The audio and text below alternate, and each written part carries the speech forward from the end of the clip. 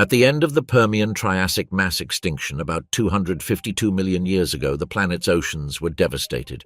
Entire reefs collapsed, many groups of invertebrates disappeared, and the great marine food chains fragmented. During the first millions of years of the Triassic, the seas were hot, unstable, and often oxygen-poor environments. However, precisely in that scenario, a vast array of empty niches opened up that reptiles began to occupy rapidly. At first, large amphibians and some predatory fish dominated coastal zones. But as the early Triassic progressed, different reptile lineages began adapting to aquatic life. They were not dinosaurs in the strict sense, but distant relatives, sauropterygians, primitive ichthyosaurs, and other forms experimenting with the sea.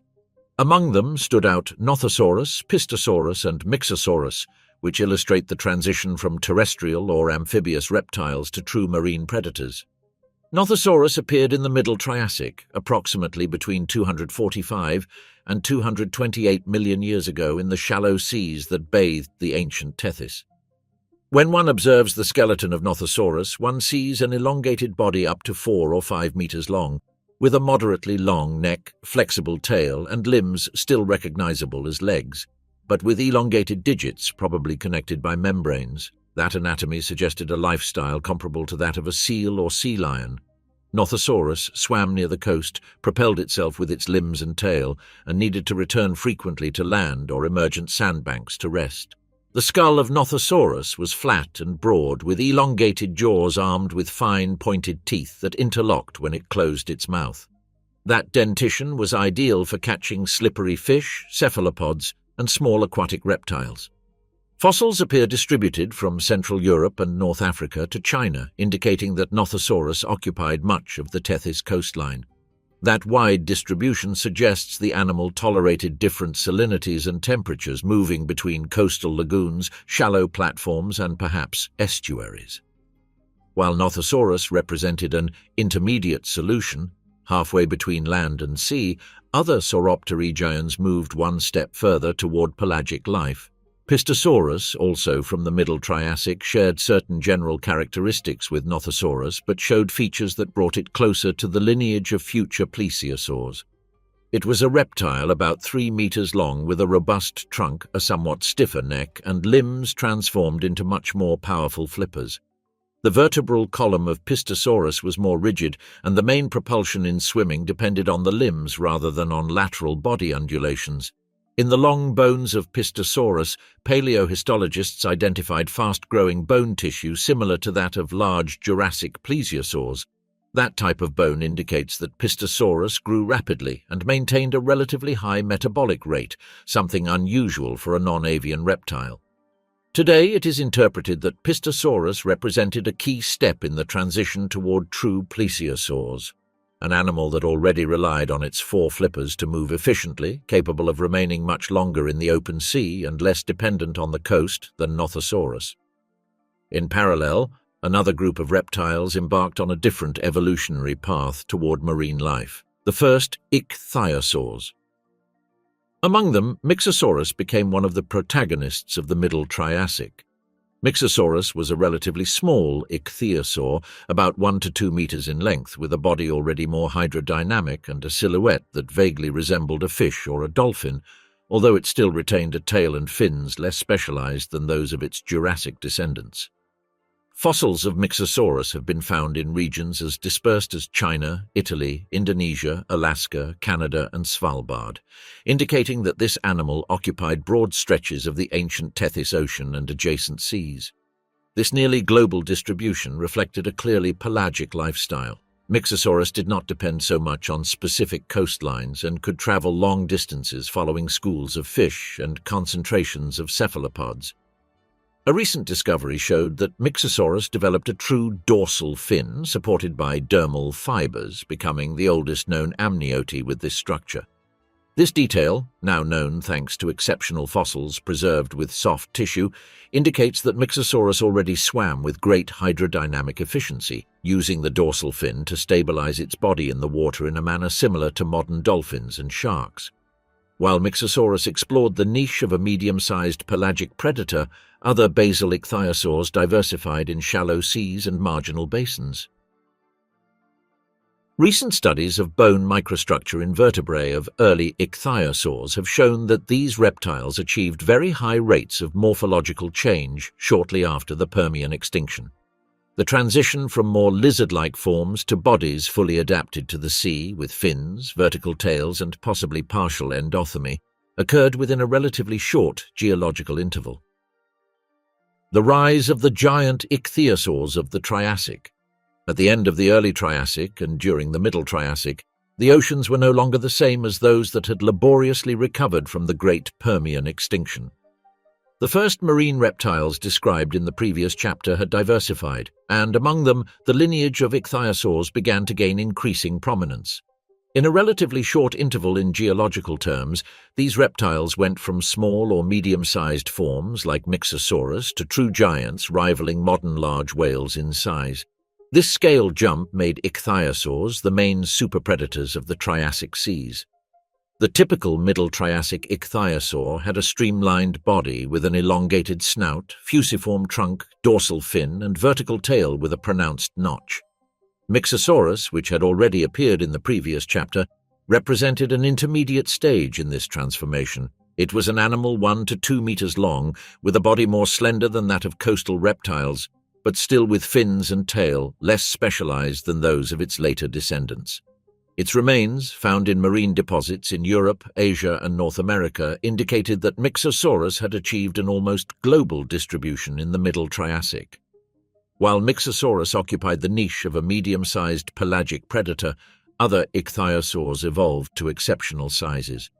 Among them, Shonosaurus stood out, living between the Carnian and Norian in the late Triassic, around 225 to 210 million years ago.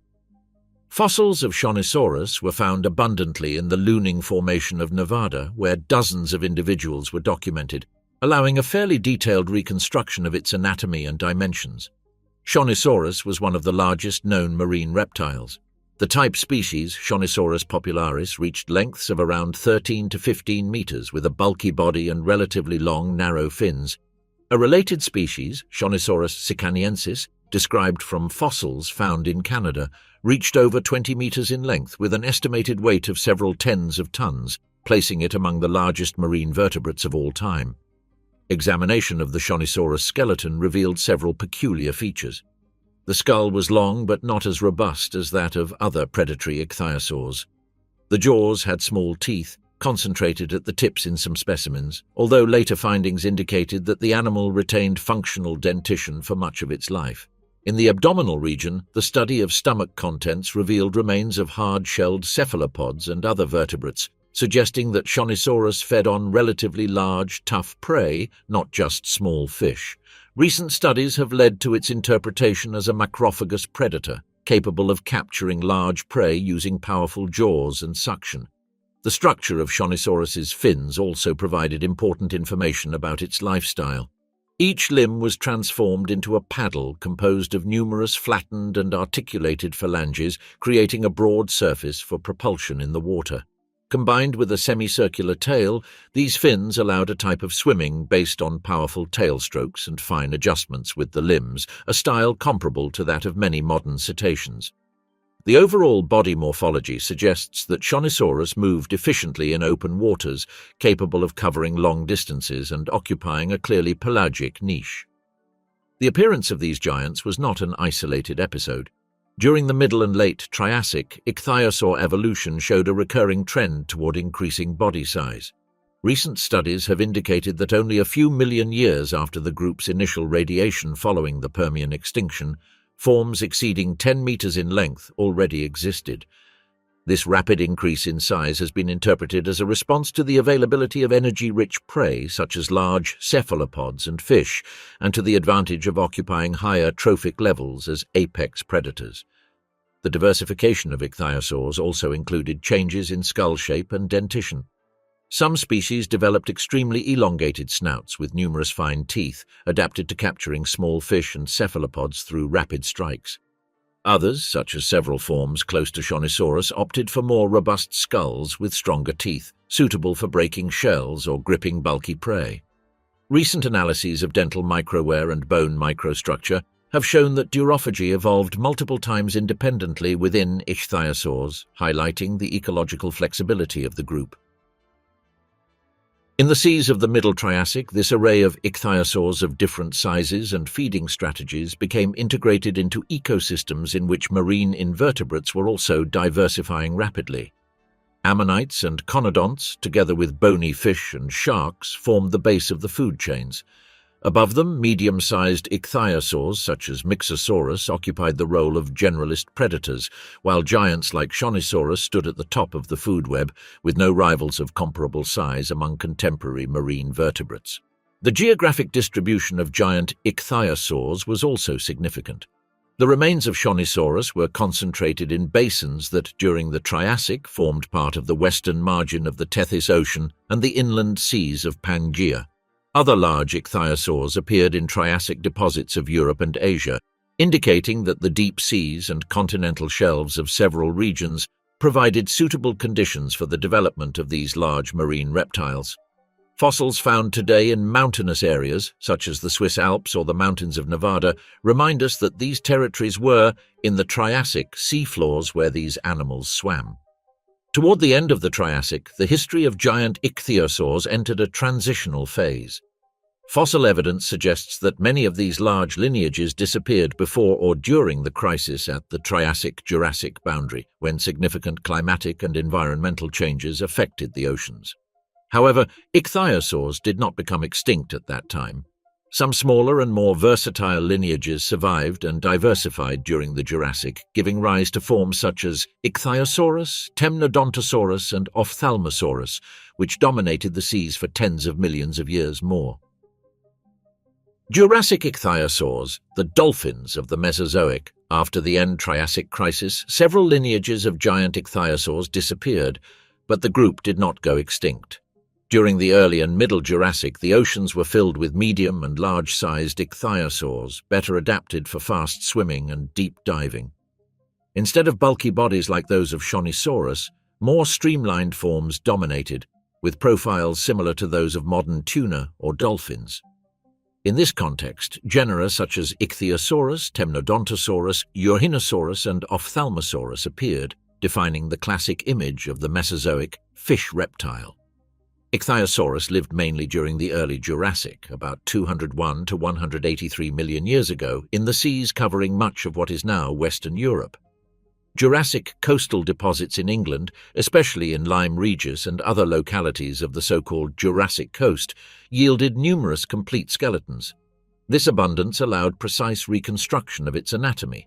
Ichthyosaurus had a fusiform body about 2 to 3 meters long, a well-developed dorsal fin, and a crescent-shaped vertical tail. All 4 limbs were fully transformed into stiff flippers, formed by many flattened phalanges arranged like a fan. The skull of Ichthyosaurus showed an elongated snout with conical uniform teeth, suitable for catching fish and cephalopods through rapid strikes. Some specimens were found with prey remains still in the abdominal region, confirming this piscivorous diet. Other fossils preserved females with embryos inside the body, capturing the moment of birth. This evidence demonstrated that Ichthyosaurus was viviparous and gave birth directly in the water, without returning to land.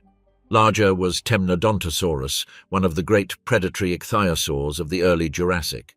This reptile reached lengths of up to 10 to 12 meters in some species, with a robust skull and powerful jaws.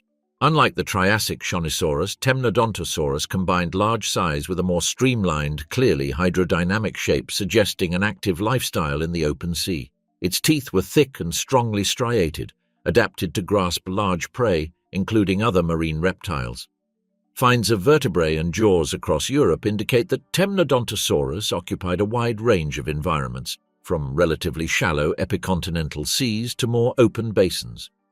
At some sites, fragments of skulls bore bite marks likely from other large predators, suggesting aggressive interactions between large individuals or even predation among ichthyosaur species. Temnodontosaurus's position at the top of early Jurassic food webs was supported by its size and dentition, comparable to that of a large modern shark. Among Jurassic ichthyosaurs, few were as peculiar as Euhinosaurus. This genus, known mainly from fossils in Germany and France, lived during the early Jurassic, around the Toarcian. Its most striking feature was its extremely elongated snout. The upper jaw projected almost twice as far as the lower, forming a narrow, spear-like structure full of fine teeth.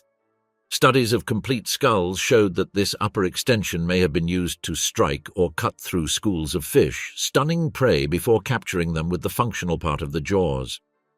The body of Urhinosaurus followed the typical hydrodynamic pattern of the group, with well-developed dorsal fin and tail suggesting a fast swimmer specialized in chasing fish schools.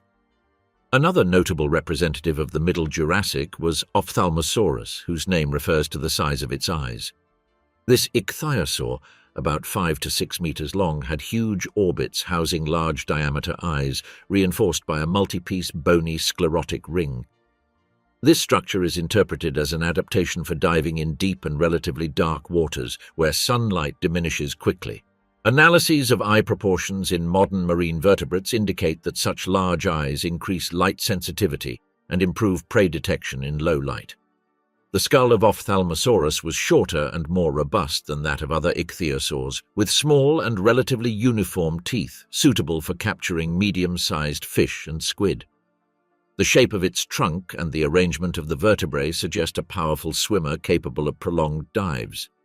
Numerous articulated skeletons have been found in sediments in England and Russia, some with multiple associated offspring, reinforcing the idea that this ichthyosaur retained the typical viviparity of the group. During the Middle and Late Jurassic, ichthyosaur diversity included other genera that explored variations on this same basic design. Although appearing later in time, Platypterygius represents a good example of a generalist ichthyosaur that extended the group's success into the Cretaceous. This reptile, known from remains in Europe, North America and Australia, retained a fusiform body, vertical tail and robust fins, but with local adaptations in dentition and size reflecting different feeding strategies. Recent studies of stable isotopes in its bones suggested that some Platypterygius species used migration patterns comparable to modern cetaceans, moving between breeding areas and feeding grounds.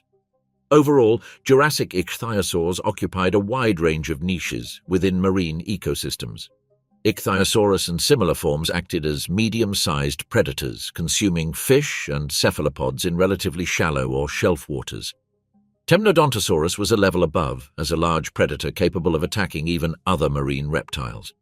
Urhinosaurus explored extreme specialization of the elongated snout to exploit fish schools with a unique feeding technique. Ophthalmosaurus, in turn, adapted to deep diving and low-light hunting, taking advantage of the minimal light available in the lower layers of the water column. Jurassic deposits in Europe, especially the laminated deposits of Holzmaden in Germany and the English coast, preserved many of these animals with exceptional detail, including fin and body contours as well as stomach contents. Thanks to this preservation quality, it is now known that ichthyosaurs developed dorsal and caudal fins supported by soft tissue. Their bodies had an advanced hydrodynamic profile, and viviparity was a widespread characteristic. Impossible necks, Jurassic plesiosaurs. While ichthyosaurs dominated the open sea during the early Jurassic, another lineage of sauropterygians began to become increasingly visible in the fossil record, the long-necked plesiosaurs. These marine reptiles with broad bodies, 4 paddle-shaped flippers and necks composed of dozens of vertebrae primarily occupied inland seas and shallow shelves, exploiting niches different from those of more pelagic ichthyosaurs. In the first half of the Jurassic, the seas covering much of Western Europe provided the ideal setting for these animals. Extensive epicontinental basins with moderate depth and abundant fish and cephalopods stretched across what is now England, France and Germany. In these sediments, complete plesiosaur skeletons were preserved, allowing detailed reconstruction of the group's anatomy. In modern museum displays, a plesiosaur skeleton was immediately recognizable. Short and robust trunk, relatively small tail, and a neck that could contain 40 or more vertebrae, extending like a flexible column in front of the body. Among the most characteristic representatives of the Middle Jurassic was Cryptoclydus. This plesiosaur lived during the Colovian about 166 to 163 million years ago, and its remains were mainly found in England, although specimens were also documented elsewhere in Europe. Cryptoclydus reached lengths of nearly 4 meters, with a relatively broad trunk and a long but not as extreme neck as some later elasmosaurids. Its forelimbs were transformed into broad flippers with multiple flattened phalanges forming true bony paddles. Skeletal mounts showed how the thoracic skeleton, shoulder girdle, and flipper shape favored a type of locomotion based on underwater flight, with synchronized strokes downward and backward, comparable to the flapping of a sea turtle. The skull of Cryptoclydus was relatively small in proportion to the body, with an elongated snout and a battery of fine, narrow teeth. This dentition was interpreted as an adaptation for capturing small, slippery prey such as medium-sized fish and soft-bodied cephalopods. The animal probably did not attack large vertebrates, but acted as a specialized predator of small pelagic or nectonic organisms swimming in the middle layers of the water column. The combination of a long neck and light head allowed Cryptoclydus to approach prey schools with its snout without moving its entire body, reducing energy expenditure during hunting. Another notable Middle Jurassic plesiosaur was Mosasaurus, known mainly from fossils in England. Mosasaurus lived in a similar interval to Cryptoclydus and reached comparable sizes, although its neck was even more slender. Some specimens showed more than 40 cervical vertebrae, forming a long, thin neck extending from a robust trunk. As in Cryptoclydus, the skull remained relatively small, with fine dentition. This combination of exaggerated neck, light head, and powerful flippers suggests that Mosasaurus exploited similar niches, perhaps with an even greater ability to maneuver its neck within dense schools of fish or cephalopods. Studies on the mobility of cervical vertebrae in plesiosaurs of this type indicated that the neck could not bend like a snake in all directions. The joint between the vertebrae allowed moderate curvatures vertically and laterally, but not extreme twists. That is, Mosasaurus and Cryptoclydus could flex their necks to explore a volume of water around the body, but they did not form closed loops or sharp bends. This structural limitation matched the idea of hunting based on relatively smooth and controlled movements, taking advantage of neck length rather than exaggerated flexibility. In the early Jurassic, another plesiosaur of historical importance was also recorded, Attenborosaurus conibeari, originally described as Plesiosaurus conibeari, and renamed decades later in honor of David Attenborough. This animal, about 5 meters long, combined a relatively long neck with a somewhat more robust trunk and skull, positioning it in an intermediate position between very long-necked plesiosaurs and short-necked pliosaurs.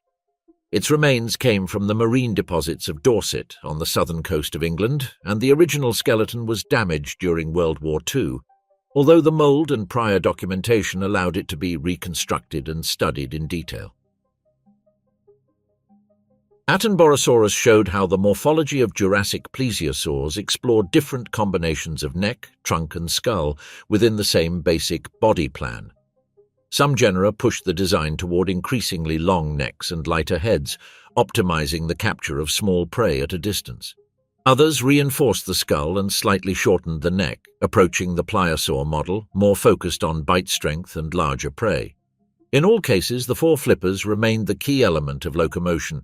Research on biomechanics and fluid dynamics based on plesiosaur skeletons such as Cryptoclydus and on digital models showed that these reptiles did not swim with lateral undulations of the body, like a crocodile or a lizard, but used their flippers as underwater wings. Experiments with scale replicas and computer simulations indicated that, by flapping all four flippers in a coordinated manner, the plesiosaur generated lift and thrust, maneuvering with great precision in the water. This underwater flight system proved efficient for maintaining moderate cruising speeds and making rapid changes of direction, suitable for a predator that had to approach moving prey with its head without moving the entire body. In recent years, the discovery of exceptional fossils has provided additional information on the external anatomy of these animals. In some specimens of Jurassic plesiosaurs from finely laminated deposits in Germany, skin outlines and soft tissues around the trunk and flippers were preserved.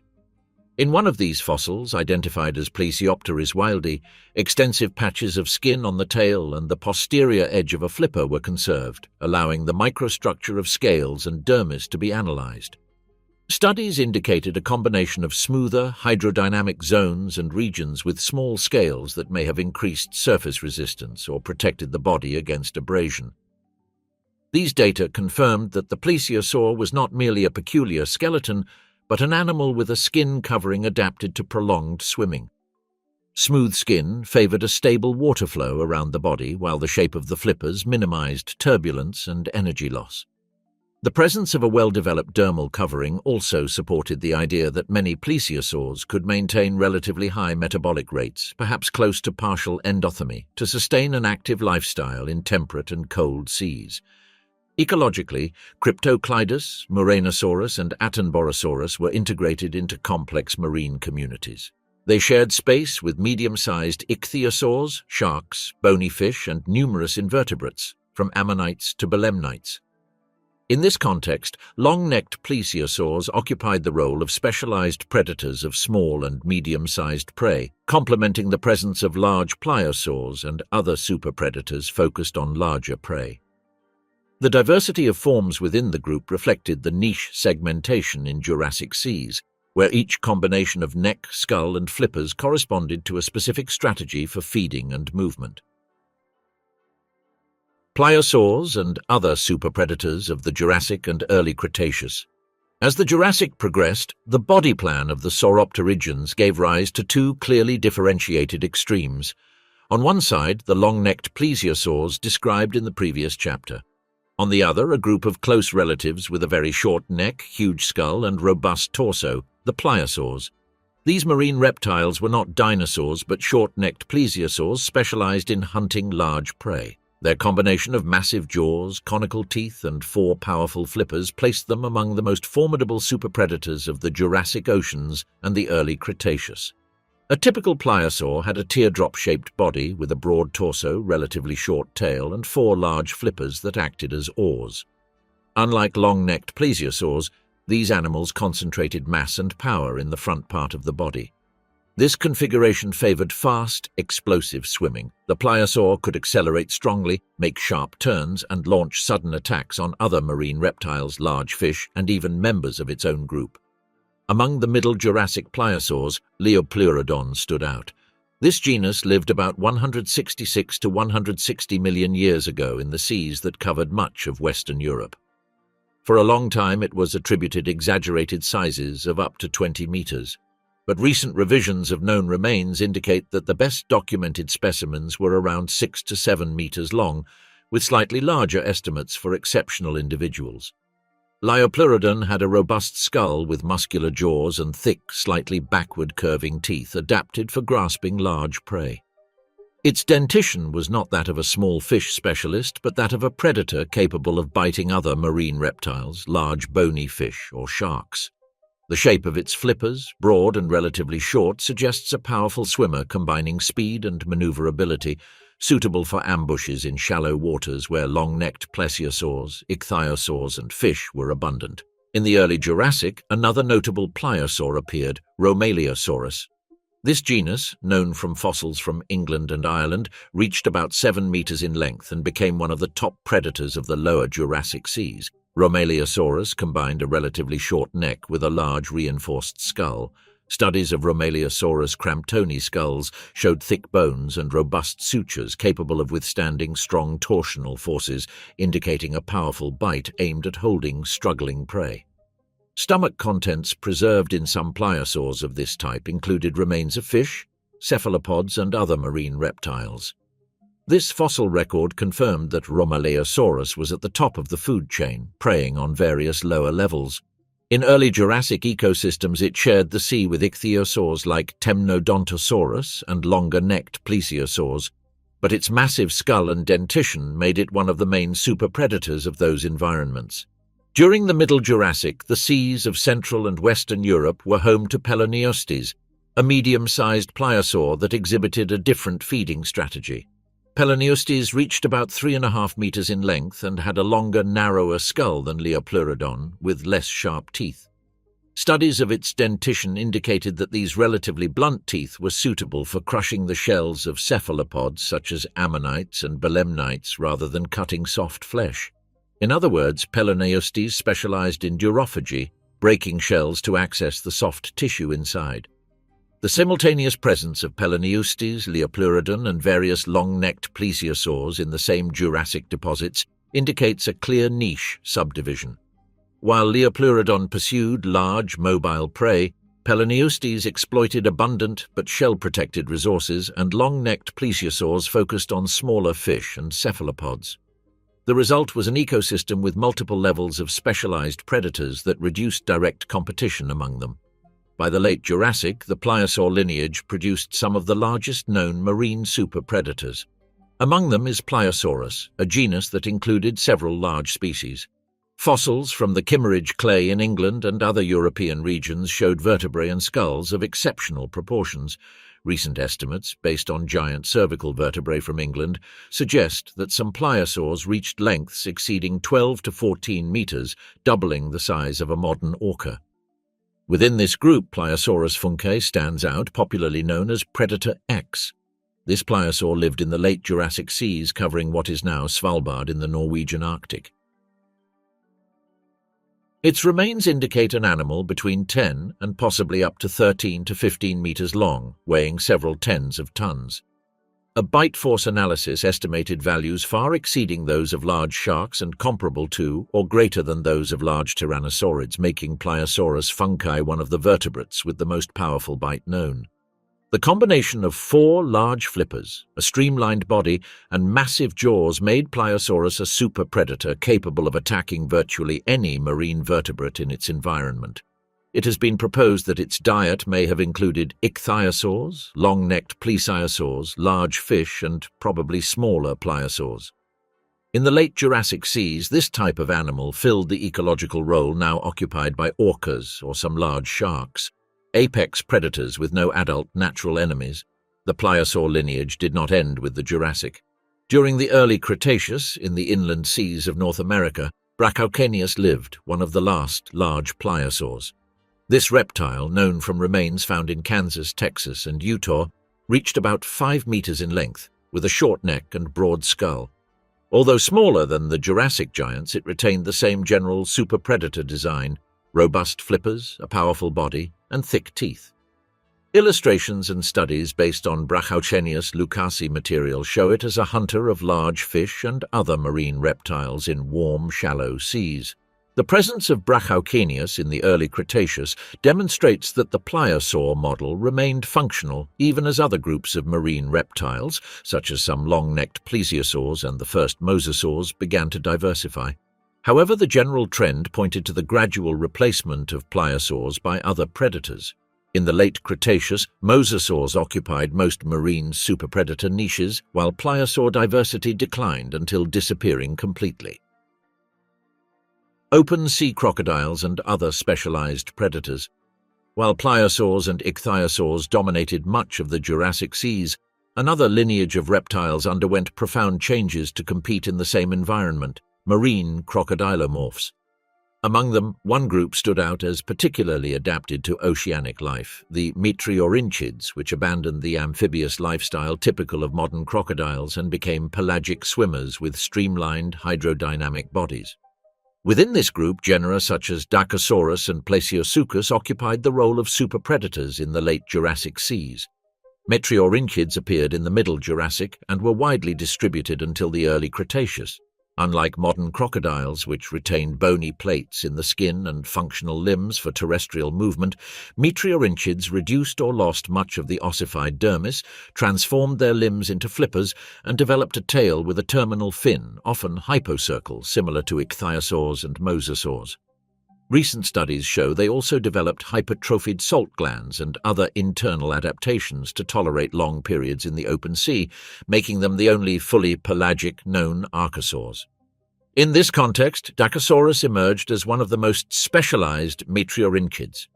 This reptile lived between the late Jurassic and early Cretaceous and is known from remains found in Europe and South America. It reached lengths of about 4 to 5 meters with a slender body, 4 well-developed flippers, and a tail ending in a fin that provided the main propulsion. What distinguished Dinosaurus from other metriorhynchids was its tall and deep skull, with a short snout and large, laterally compressed teeth with serrated edges. This combination of a bullet snout and xiphodont dentition indicated a clear specialization toward hypercarnivory, capable of tearing flesh and withstanding significant torsion during the capture of large prey. Skull reconstructions showed a robust jaw joint and a shortened anterior mandibular symphysis. This design increased resistance to torsional forces and allowed powerful bites in a confined space, useful when Dinosaurus attacked other marine reptiles or large fish from the side. Biomechanical analyses indicated that the Dinosaurus skull was optimized for withstanding high loads during feeding rather than rapid capture of small prey, placing it in the same ecological category as large Plesiosaurs, a superpredator capable of tackling prey almost its own size. Plesiosaurus, for its part, was another large meteorhynchid of the late Jurassic, known mainly from remains in Dorset, England, with possible occurrences in Spain.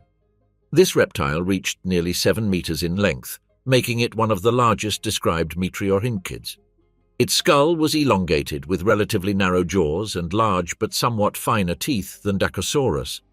It has been interpreted as a geosaur related to genera such as Ichthyosaurus, with a more classic snout within the group, while retaining a powerful bite and a diet based on large fish and other marine reptiles. Comparing Dinosaurus and Plesiosaurus allowed understanding the ecological diversity within the meteorhynchids themselves. Dinosaurus, with its short snout and strongly compressed serrated teeth, represented a feeding style focused on tearing large prey, possibly through charges and cutting bites, similar in function to some lamniform sharks or modern orcas when attacking marine mammals. Plesiosaurus, on the other hand, had a longer snout and somewhat less extreme dentition, suggesting a more generalist diet, probably based on large fish and medium-sized reptiles. Research published in the last decade described in detail the cranial osteology and trophic ecology of both genera. These studies concluded that Dinosaurus and Plesiosaurus acted as top predators in the marine ecosystems of late Jurassic Europe, occupying the same level as large pliosaurs such as Plesiosaurus. Their presence in the same formations as long-necked plesiosaurs, late ichthyosaurs, sharks, and bony fishes revealed a complex food web where several superpredators coexisted through resource partitioning, some focused on armored prey, others on large vertebrates, and others on fast-moving schools. The anatomical adaptations of meteorhynchids were not limited to the skull. The postcranial skeleton showed a remarkable degree of transformation compared to typical crocodiles. The forelimbs in particular were modified into true flippers with multiple flattened phalanges forming a thrust surface similar to that of plesiosaurs. The pelvic girdle and hind limbs also adapted to swimming, although in some genera the main movement relied on the tail, equipped with a fin that functioned as a propulsor. Additionally, the reduction of dermal plates and the probable development of smooth, scaly skin decreased resistance to movement in water, bringing the body's hydrodynamics closer to those of other fully pelagic marine reptiles. Recent studies on internal anatomy, including CT microscans of skulls, indicated that meteorhynchids developed sinus and vascular systems adapted for prolonged dives and efficient buoyancy control. The presence of hypertrophied salt glands, functionally analogous to those of some seabirds and modern lizards, allowed the excretion of excess salt, a critical condition for reptiles that spent most of their time in open waters. These adaptations converged in several aspects with those observed in ichthyosaurs and mosasaurs, although in this case they arose within a lineage originally semi-aquatic. Ecologically, Dinosaurus and Plesiosaurus acted as a bridge between the world of crocodiles and the large oceanic predators typical of the Mesozoic. These reptiles not only shared habitat with pliosaurs and ichthyosaurs, but also directly competed with them for certain resources. The coexistence of superpredators of such different evolutionary origins made the late Jurassic seas one of the most diverse and complex settings in the history of marine vertebrates. The Late Cretaceous and the Age of Mosasaurs. When the Late Cretaceous began, the landscape of the Mesozoic oceans was no longer the same as in the Jurassic. Large ichthyosaurs had been in decline for millions of years, and true pliosaurs disappeared around 90 million years ago. In this ecological void, another group of reptiles took over as the dominant marine superpredator, the mosasaurs.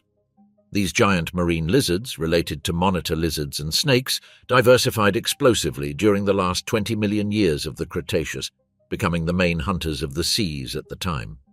Mosasaurids belonged to the order Squamata. They evolved from small and medium-sized semi-aquatic lizards that gradually adapted to marine life. The spine elongated, the body became more streamlined, and the limbs transformed into flippers, with extended hand and foot bones surrounded by soft tissue.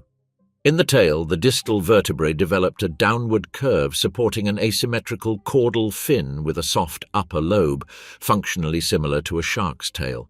This propulsion system allowed the mosasaur to swim using lateral tail movements with a relatively stiff body, an efficient strategy for large animals. Overall, the family Mosasauridae included forms from less than 1 meter to giants equal to or exceeding an orca. Mosasaurus hoffmanni, the type species of the genus Mosasaurus, reached lengths of around 12 to 13 meters, with maximum estimates based on partial remains suggesting up to 17 meters for exceptional individuals, though these figures are still debated. A very complete specimen, nicknamed Bruce and displayed in Canada, has a skeleton of 13.3 meters, illustrating the scale these animals could reach. Mosasaurus had an elongated skull with powerful jaws and conical teeth slightly curved backward. Inside the mouth, in addition to the main row of maxillary and mandibular teeth, the animal had additional teeth on the palate mounted on the pterygoids. This double dental system improved the grip on slippery prey and allowed them to be moved toward the throat through coordinated skull and jaw movements, in a process similar to some modern snakes. Dental microwear and stomach content studies indicate that Mosasaurus fed on large fish, sea turtles, other reptiles, and ammonites, sometimes leaving characteristic bite marks on the shells of these cephalopods. Within the family, Tylosaurus represented another large lineage, the Tylosaurine mosasaurs. Tylosaurus lived between the Turonian and Campanian about 90 to 75 million years ago, and was particularly abundant in the large inland sea covering much of North America, the western interior seaway. It reached lengths comparable to Mosasaurus, around 12 to 13 meters in the best documented specimens, and some remains suggest potentially larger individuals. Its most distinctive feature was the front of the skull. The premaxilla extended forward to form a toothless, bony ram, a solid snout interpreted as used to strike prey or interact with other individuals, comparable to the reinforced forehead of certain cetaceans. Behind this extension, the jaws housed large, robust teeth. In a famous skeleton of Tylosaurus proriger found in South Dakota, remains of a diving seabird, a bony fish, a possible shark, and another smaller mosasaur were found inside, demonstrating that Tylosaurus acted as an apex predator with a very broad diet, including even other mosasaurs. The diversity of mosasaurs was not limited to these giants. Throughout the late Cretaceous, several subgroups emerged with very different anatomies and dentitions, reflecting intense niche partitioning. Some, with smooth conical teeth, specialized in fish and soft-bodied cephalopods. Others developed robust, blunt crowns with thickened enamel and multiple cusps, adapted to breaking ammonite, bivalve, and turtle shells, making them efficient durophages. There were also forms with compressed, serrated teeth capable of cutting flesh and tearing large chunks of tissue from their prey. Recent studies highlighted that this diversity of feeding apparatuses allowed mosasaurs to occupy practically all upper levels of the marine food web. Histologically, the bone structure of mosasaurs revealed an active lifestyle. Analysis of thin sections of Mosasauridae bones from Patagonia and Antarctica showed fast-growing bone tissue with abundant vascular canals, comparable to that of some non-avian dinosaurs and plesiosaurs. These data were interpreted as evidence of high metabolic rates and possibly partial endothermy, which would have allowed mosasaurs to maintain relatively stable body temperatures in temperate and even cold seas. Regarding habitat, mosasaurs exploited the particular conditions of the late Cretaceous. Sea levels were high, with numerous marine transgressions and extensive flooded platforms on many continents. In North America, the western interior seaway divided the continent into two land masses, and some of the richest mosasaur assemblages in the world have been discovered in its waters. In Europe, Africa, and South America, as well as in regions now located in the southern hemisphere, Mosasauridae remains also appear abundantly, indicating an almost global distribution in warm and temperate seas. In many Maastrichtian sites, the last stage of the Cretaceous mosasaur fossils appear alongside remains of late plesiosaurs and a rich array of fish, sharks, and seabirds. Recent studies on niche overlap showed that mosasaurs and plesiosaurs coexisted for much of the late Cretaceous, but with differences in diet and hunting strategy that reduced direct competition. Long-necked plesiosaurs specialized in smaller, dispersed prey, while many mosasaurs focused on large, energy-rich prey. In the final millions of years of the Cretaceous, mosasaurs remained the main marine superpredators. In the upper trophic chains, they had few rivals, except for some large sharks and still-present plesiosaurs. However, this dominance depended on the stability of ocean ecosystems. When the Cretaceous to Paleogene mass extinction event occurred, the combination of meteor impact, climate change, and collapse of marine productivity also wiped them out. Elasmosaurids and polycotylids, the last plesiosaurs of the Cretaceous. In the late Cretaceous, when mosasaurs already dominated many seas, plesiosaurs had not disappeared. On the contrary, some of their lineages reached their peak specialization in the last few million years before the mass extinction. Among them, two well-defined groups stood out: elasmosaurids, with extremely long necks, and polycotylids, with short necks and a more streamlined hydrodynamic appearance. Both shared the oceans with giant mosasaurs, sharks, and modern teleost fish, occupying niches ranging from hunting small fish to rapidly preying on medium-sized animals. The Elasmosaurus became the most iconic elasmosaurid. This reptile lived in the early Maastrichtian of the late Cretaceous, about 80 million years ago, in the ancient inland sea covering much of central North America. Studies of its skeleton revealed an animal reaching 13 to 14 meters in total length, with a neck representing about half of that size. This exceptional neck was composed not so much of extremely elongated vertebrae, but of an unprecedented number, around 71 to 72 cervical vertebrae, more than any other known plesiosaur. When the Elasmosaurus skeleton was first described in the 19th century, Edward Drinker Cope made the famous mistake of placing the skull on the wrong end, interpreting part of the neck as the tail. Only later, with Othniel Charles Marsh's revision, was it understood that the series of long vertebrae actually belonged to the neck, not the tail. This episode illustrates how unusual the animal's anatomy seemed to paleontologists at the time. The trunk of Elasmosaurus was relatively short and broad, with robust ribs and 4 powerful paddle-shaped flippers. The tail, in contrast, was small, lacking a caudal fin developed like that of an ichthyosaur or mosasaur. Locomotion relied almost entirely on underwater flight using the 4 flippers, as in other plesiosaurs. The head was small, with fine jaws and long, pointed teeth. This combination of a very long neck, light head, and delicate teeth suggests that Elasmosaurus fed on small fish and soft-bodied cephalopods, likely captured in the shallow photic zone. Several popular science studies suggest the animal probably swam at some depth, raising or curving its neck to intercept schools of fish without moving the whole body. On the western coast of North America, another elasmosaurid, Hydrotherosaurus, occupied a similar niche.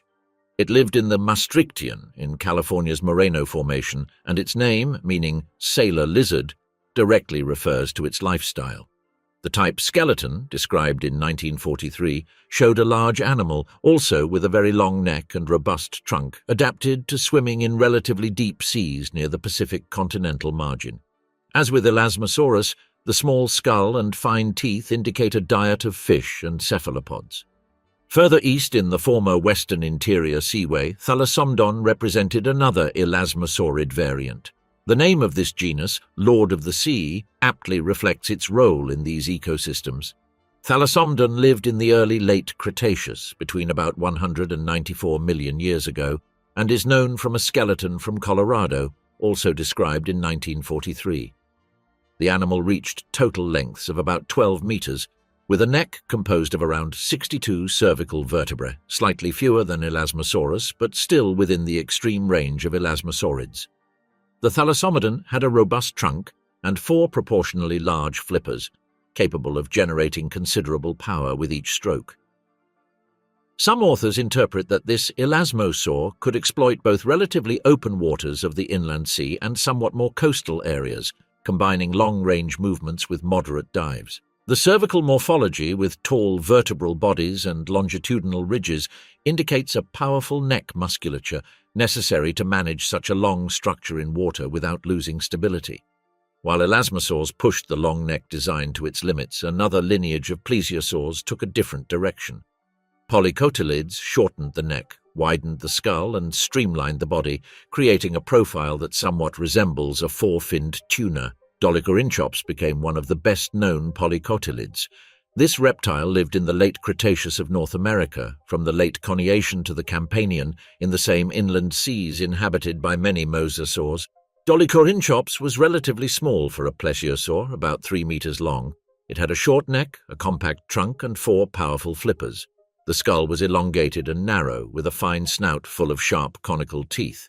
This anatomy suggests a fast and maneuverable swimmer, specialized in capturing fish and cephalopods through active pursuit. The bone microstructure and flipper shape indicate an efficient swimming style, based on rapid stroke and glide cycles. Several recent studies on dolichorynchops and other polycotylids have clarified their internal classification and chronology, showing that the group diversified into several species in the western interior seaway and maintained a stable presence until shortly before the end of the Cretaceous. The ecological role of dolichorynchops was different from that of giant elasmosaurs.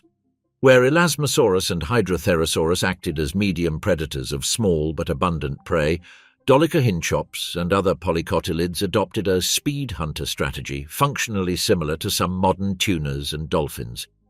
In the same sediments where their skeletons are found, there are also remains of bony fish, ammonites, seabirds, and mosasaurs, reflecting the complexity of the food webs in this inland sea of the late Cretaceous. Although most pliosaurs went extinct by the late Jurassic, the early Cretaceous still retained some large representatives. Among them, Kronosaurus stood out as one of the last giant pliosaurs. This reptile lived in seas covering parts of what is now Australia within the Eromanga Basin system, about 120 to 100 million years ago. Kronosaurus exhibited the classic pliosaur plan, very short neck, huge skull, and 4 strong flippers. Recent estimates, reviewing the famous skeleton mounted at Harvard, place its actual length around 9 to 10 meters, with a skull reaching up to 2.4 meters. The Kronosaurus skull housed large conical teeth without cutting edges, suitable for grasping and crushing bulky prey such as sea turtles, large fish, and other reptiles. Although this pliosaur did not reach the Maastrichtian and did not coexist with the most advanced mosasaurs, its existence in the early Cretaceous shows that, for much of the period, oceans still combined predatory strategies typical of the Jurassic with new lines of plesiosaurs and marine lizards that would dominate the final stretch of the Mesozoic. Mass extinction and the legacy of marine dinosaurs. About 66 million years ago, at the end of the Cretaceous, the planet's oceans were full of marine reptiles. Mosasaurus dominated the open seas as a super-predator, Tylosaurus patrolled the large North American inland sea, Elasmosaurus and other elasmosaurs roamed shallow shelves and deep basins with their enormous necks, and some lineages of plesiosaurs and marine crocodilomorphs still survived. This scenario ended abruptly with the Cretaceous Paleogene mass extinction, which also wiped out all non-avian dinosaurs. Approximately 3/4 of the planet's species disappeared in a geologically short interval. The impact of a large asteroid in the region corresponding to today's Yucatan Peninsula triggered a chain of unprecedented physical and chemical processes. The energy released was equivalent to billions of modern nuclear bombs, generating seismic waves, megatsunamis, and a massive cloud of dust, sulfate aerosols, and soot that rose into the stratosphere. This cloud blocked a significant fraction of sunlight for months or years, causing an impact winter. A sudden drop in surface temperatures, collapse of photosynthesis, and severe disruptions to marine productivity cycles. The initial cooling was followed by a warming phase due to CO2 released in the impact area. In the ocean, the chain of effects was particularly severe for the upper levels of the food web. Photosynthetic phytoplankton, the base of most marine food chains, declined drastically. Ocean acidification, caused by sulfuric acid and other compounds generated after the impact, affected organisms with calcium carbonate skeletons, such as many algae, foraminifera, and dramatically ammonites, which disappeared entirely. Without a solid base of primary producers and many of their invertebrate prey, large predators lacked sufficient resources to sustain their populations. Marine reptiles of the late Cretaceous were among the most vulnerable. Mosasaurus, Tylosaurus, and other mosasaurs relied on high-energy prey, large fish, turtles, other marine reptiles, and ammonites. Their body sizes implied high metabolic needs and relatively long maturation times. Elasmosaurs, such as Elasmosaurus or Hydrotherosaurus, were also large and depended on dense schools of fish and cephalopods. When primary productivity collapsed and surface food chains fragmented, these animals lost both the steady availability of food and the environmental stability necessary to complete their life cycles. The extinction affected different marine groups unevenly. Mosasaurs, as part of the large squamate group, disappeared entirely, along with most other marine lizards and snakes of the Cretaceous. Plesiosaurs, which had dominated since the Triassic, were already in decline by the end of the Cretaceous, and the terminal event eliminated the last elasmosaurs and pliosaurs. Fully oceanic crocodilomorphs had declined before the boundary. Some crocodiliform lineages that alternated between marine and freshwater environments survived, but the large Mesozoic marine crocodiles disappeared. In contrast, other marine groups fared better during the crisis. A significant fraction of teleost bony fishes crossed the Cretaceous-Paleogene boundary. More than 90% of families survived, although many specific species went extinct. Sharks and rays suffered significant losses at the species and genus levels but retained much of their families, allowing them to diversify again in the Paleogene. Sea turtles, with a more flexible lifestyle and the ability to exploit both coastal and open ocean environments, also showed high survival rates, with most families crossing the boundary without disappearing. Among reptiles, crocodiles exhibited an intermediate pattern. Approximately half of the families existing in the Maastrichtian continued into the Paleogene, especially those associated with river and lake systems. This outcome was interpreted as a result of the greater relative stability of freshwater ecosystems compared to marine ones during the crisis. Rivers and lakes buffered abrupt changes in temperature, light, and pH better than the open oceans. The ability to shelter in burrows and protected areas likely also contributed to these animals better withstanding the environmental collapse. The overall result was a profoundly reorganized ocean. In the first millions of years of the Paleogene, the niches of marine superpredators were empty or partially occupied by sharks and large bony fishes. Over time, certain lineages of terrestrial mammals returned to the sea and began occupying these ecological spaces. First, the Archaeocetes, primitive whales with still visible hind limbs, and later modern cetaceans, both Odontocetes and Mysticetes. It is now known that the expansion and diversification of whales as major predators and filter feeders of the Cenozoic were linked to climate changes, plankton evolution, and the absence of large competing marine reptiles. From a strictly taxonomic perspective, none of the large Mesozoic marine reptiles were dinosaurs in the strict sense. Plesiosaurus, Liopleurodon, Mosasaurus, and Elasmosaurus belonged to distinct lineages that shared the same geological time but were not part of the clade Dinosauria. In the oceans, the only truly present dinosaurs were seabirds, direct descendants of terrestrial theropods. However, in everyday language, the term marine dinosaurs persisted to generally refer to these large Mesozoic reptiles because they coexisted with terrestrial dinosaurs and collectively shaped the popular image of a prehistoric ocean filled with giant creatures. The legacy of these animals is evident today on several levels. In the fossil record, articulated skeletons of Plesiosaurs, Mosasaurs, and Ichthyosaurs appear in cliffs, quarries, and excavations on all continents, including locations now far from the sea but that were ocean basins or shallow platforms during the Mesozoic.